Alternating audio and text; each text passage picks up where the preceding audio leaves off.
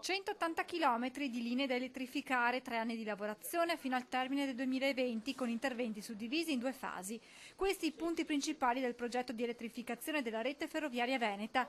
Sopralluogo del governatore Zaia insieme all'assessore dei trasporti Elisa De Berti al cantiere aperto in prossimità della stazione Sofratta Vittorio Veneto. La prima tranche di lavori attualmente in corso e che si concluderà entro il 2019 prevede un investimento di 30 milioni di euro per la realizzazione di 3 tratte, la Bassano Campon-Sapiero, la Castelfranco Montebelluna e la Conegliano Vittorio.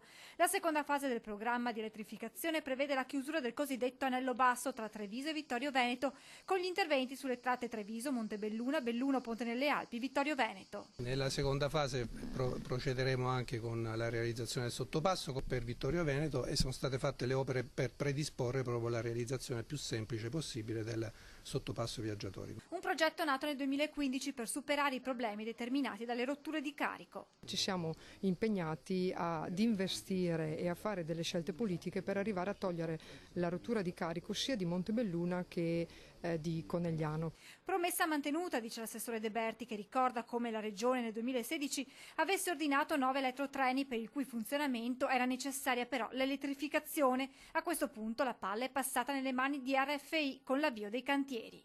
RFI ha iniziato e con oggi vediamo il cantiere la prima fase e sono assolutamente fiduciosa che nel 2020 vedremo la realizzazione di tutto l'anello basso del Bellunese elettrificato. Interventi che andranno a migliorare il servizio a Vittorio Veneto e Conegliano. Un rinnovamento di tutta la tratta ferroviaria che verrà elettrificata, tra l'altro si inserisce anche insieme a un altro grande lavoro che è stato fatto dalle ferrovie, che è stata la ristrutturazione della nostra stazione di Conegliano, per cui veramente entriamo finalmente nel nuovo millennio.